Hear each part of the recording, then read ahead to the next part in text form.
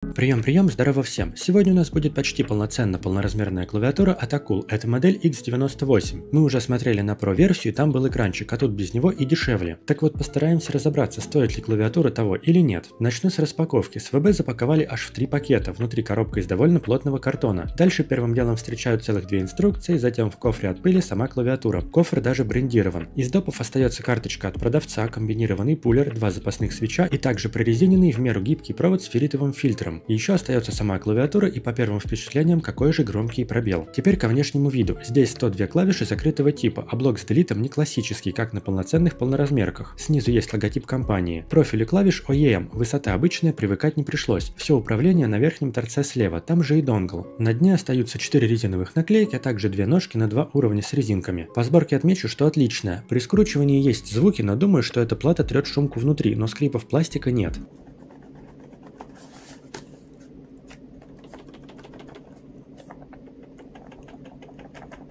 Теперь про кейкапы. Это ПБТ материал, и из приятного есть русская раскладка. Шершавость стандартная, русские символы — это гравировка. По толщине, к сожалению, не самые толстые, то есть бывают тоньше 1,5 мм. Ну и больше про них, в общем-то, нечего сказать. Стабы в плейте вроде закреплены, но при давлении пальцем двигаются. Какие-то больше, другие меньше. То есть тут проклеить пластырем и будет хорошо. И также смазки в них очень много. Ну и стабилизация уже самих длинных клавиш соответствующая. Это, в общем-то, нормально, особенно если не с чем сравнивать, но бывает и лучше.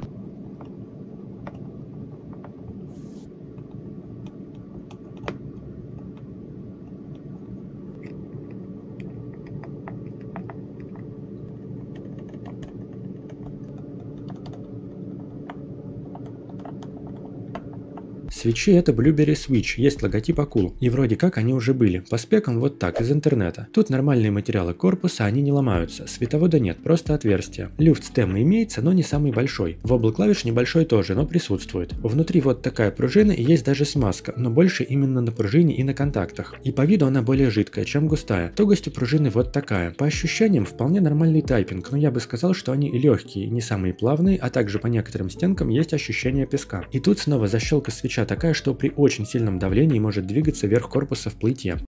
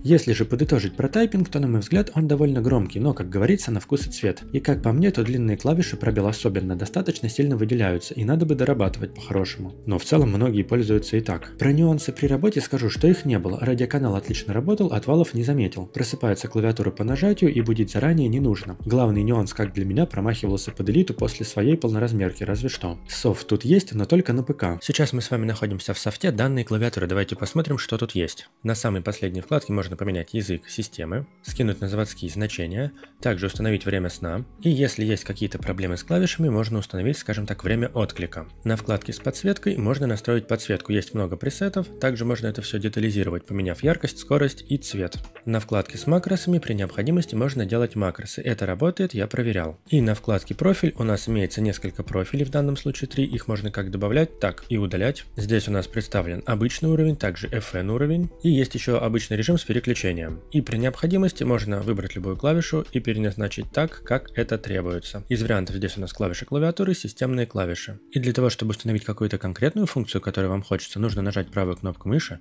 и тогда можно будет выбрать еще дополнительно либо отключить, либо функциональную клавишу, либо установить макрос, который недавно был записан. То есть этот софт немножко отличается от прошлых софтов этой компании, но так или иначе он достаточно неплохо работает. Как разбирать, уже знаю, поэтому сильно проще. Поддеваем рамку, отщелкиваем и сразу видим резинки гаскет маунта. Забавно, что некоторые из них как будто бы желтые от долгого пребывания на солнце. Верхняя рамка сделана аккуратно, без заусенцев, нормальной толщины, как и дно в принципе. Поднимаем плату и видим, что шлейфы нормальной длины. Да, я знаю, что это провода, но я привык уже. На дне остается пороновая шумка, а также на дне еще более вспененная шумка. Под ней аккумулятор на 4000 мАч, хотя могли поставить и два таких. Больше в целом ничего лишнего нет. Сама плата красивая, косяков не заметил. Есть флекс-скаты, а также ход свап-сокеты брендированные, что приятно. Поставить стабы в плату возможности нет. Неотмытого флюса тоже не заметил. Между плейтом и платой есть шумка, как и у всех. Плейт из поликарбоната и имеет гибкость, то есть даже флекс присутствует, что приятно. Светодиод южная, подложка под свечи тоже имеется. Если подытожить, все собрано нормально и придраться в общем-то даже не к чему. Ну и если же говорить про цену и подводить итог, то мне обошлась очень дорого и СВБ, так как была последняя. Но на Озоне, пока они были, я видел цены около 3500 рублей, и на эту цену, мне кажется, стоит ориентироваться. Так понимаю, скоро будет поставка, где будет много клавиатур. В целом, довольно неплохая клавиатура, если вас не смущает небольшой вобл клавиш. В остальном собрано и сделано на удивление неплохо. Как начальная почти полноразмерная механика с быстрой доставкой вроде бы звучит неплохо. Есть ли варианты лучше? Конечно есть, но они, разумеется, будут дороже, понятное дело. Так что в любом случае посоветую поглядеть больше видосов, чтобы составить более полное мнение, а не верить только мне. Мое же дело постараться максимально рассказать про девайс, а принимать решения уже только за вами.